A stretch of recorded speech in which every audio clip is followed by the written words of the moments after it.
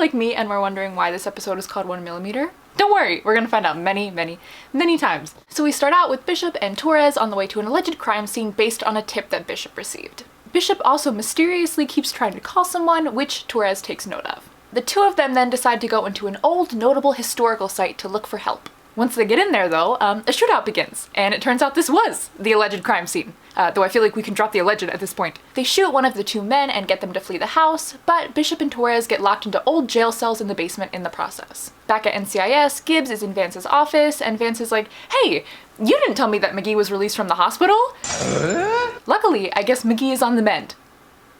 Somehow. Vance also tries to check up on how Gibbs is feeling mentally, but Gibbs dodges it. Instead, he gets Vance to tell him about some smuggled mega explosives that NCIS intercepted, but they believe that there's more out there. They also know that the explosives are being smuggled by two brothers named Jesse and Craig. As I'm sure you can guess, Jesse and Craig are the two brothers from the shootout earlier, and the old jail cell is where they're hiding the explosives. Meanwhile, tensions are high in the jail cell, and Bishop keeps getting mad at Torres for hovering. She then reveals that the person that she was trying to call earlier is Sloane, who she had an appointment with, presumably to discuss the many near-death experiences she's been having. Speaking of Sloane, Gibbs goes to visit her in her office. Gibbs is like, are you okay? Like, you've been kind of off. And Sloane's like, I'm fine. But she says it while looking like she's about to, like, vomit a little bit, so take it with a grain of salt, I guess. Sloane then realizes that Bishop is late to their meeting, and immediately after, Gibbs gets a call from local law enforcement saying that they found Bishop and Torres' car with the dead brother inside. So they're sitting in the jail cells, and Bishop calls over to Torres and is like, hey, I need that gum that you keep in your front pocket for breath emergencies. And I don't know if you guys have seen this episode yet, but you might want to hold on to it. So she reaches for the gum and realizes that a little bolt stopped the cell door from closing all the way, so she goes to open it. She steps out and immediately steps on a pressure plate and realizes that the whole cell is rigged to blow. And the only reason that they're still alive is because Bishop never fully released the plate and is currently standing on it. Tell Sloane to add one more to the list, I guess. Gibbs goes to McGee, and he's able to identify the anonymous tip that Bishop received from earlier. He then takes the tip to Casey and asks her to get more information on whoever submitted it. In the cell, Torres says he's going to shoot a hole in the wall to try and create a footledge and reach the window for cell service. Bishop is like, that feels dangerous. She then distracts him by telling him what she was going to tell Sloane, which is that she wasn't just fighting for her when she escaped Merryweather's plane. She was fighting for...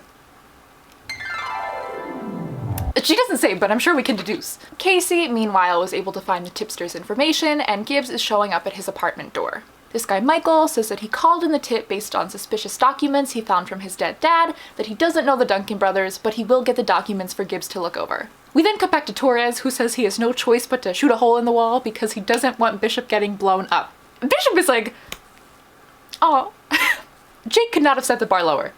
I guess that's what I'm saying. Torres then says that close calls make you live harder, and he shoots the wall. He's then able to reach the window and get enough service to call Gibbs. But because of the poor service, the only word that Gibbs can make out is notable. He hangs up, but then immediately catches Michael trying to sneak out the window, and it turns out he's known the Duncan brothers all along. They bring him into interrogation, and he says that he's actually been trying to distance himself from the brothers. He thought that the only way to get out alive was by anonymously turning the brothers in. Michael also recently lent Jesse his truck, and he believes he's going to use it to go back to the house and gather up all the remaining explosives. With Michael's help and Torres' clue, they're able to figure out that Bishop and Torres are being held at a notable historical site. Jesse then pulls up back at the house. Once he's inside, Bishop and Torres kick away their guns and get him to negotiate. Jesse wants Torres to go into Bishop's cell, give him the explosives, and then he'll stop the bomb from going off.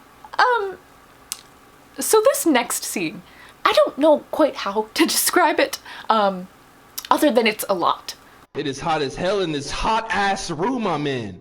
Is that the Grim Reaper? Jesse then escapes the house with the explosives, and Torres tries to go after him, but Bishop stops him and says that she's not okay with him getting blown up either. And then Torres is like, well, what are we gonna do about that?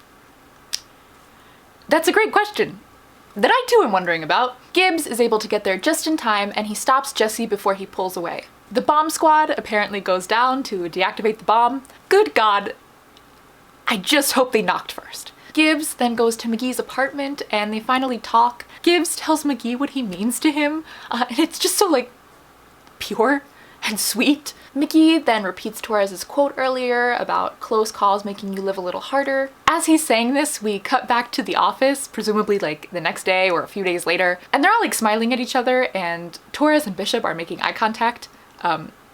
Like a lot of it. And then we flash to Gibbs smiling, and that is 1mm. Let's start with the wildest part of this episode. Bishop and Torres. Okay, I thought their chemistry was great, and like not only how well they knew each other, but how well they kind of knew each other's boundaries. Like at certain points, Torres could tell that Bishop was getting really upset, and so he would kind of stop what he was doing and be like, okay, well, let's reevaluate, let's talk it through. Which is not necessarily like a side you see from Torres all that often, and I really, really enjoyed it. I really liked that whole thing about like, I don't want you to get blown up, I don't want you to get blown up either. It was just kind of like their own little thing that felt very personal to them. And I feel like one of my like core problems with them is their like lack of communication. And I feel like here they found like their own unique way to communicate with each other. And like, I feel like Bishop acts a certain way to convey certain emotions, and Torres acts a certain way to convey his certain emotions. And I feel like they're finally kind of starting to get on the same page and like understand each other and work through that whole like communication thing. And it's so it's lovely. This is what I wanted. Oh my god. So, the elephant in the room. Did they like kiss? Make out a little bit perhaps? Because I didn't think they did, but I've seen a lot of people thinking that they had. To be fair, in past, present, future, when Tony and Ziva like made out at the airport, I was like, oh, their first kiss, which, if my track record means anything, Bishop and Torres probably did it on that dirty jail cell floor. Anyway, I feel like I wouldn't necessarily be surprised if they had kissed, just because NCIS as of late has developed a particularly strong track record of things happening off screen and then telling us about it later. But I also really wouldn't be surprised if they just talked.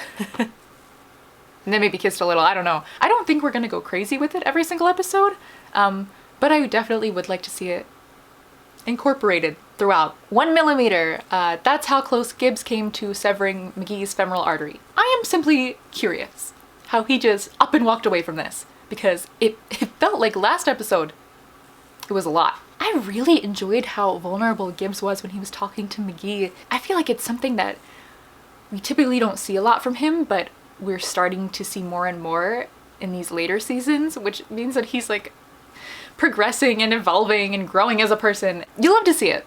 I love to see it.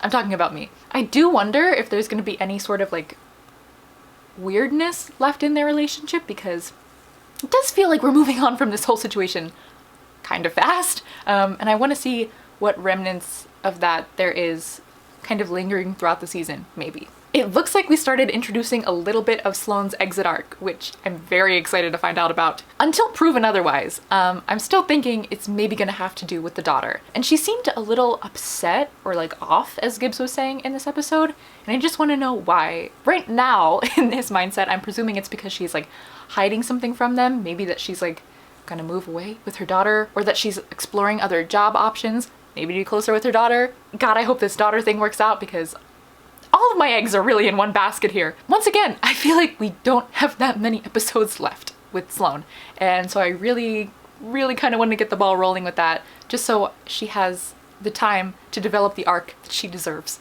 The more I think about it, the more kind of sad I get about her leaving, because not only is she, like I said, one of my favorite characters as of late, but she's also a really nice maternal presence on the show, which I feel like we've been missing for a really long time. I really do wonder where we're going to move with the next chapter, because it's not necessarily a position that they have to refill. Like, it's not like one of the desks are empty in the squad room. I'm very interested to see what direction we go from here in terms of filling a hole in the team, in their lives, the whole shebang. Jimmy.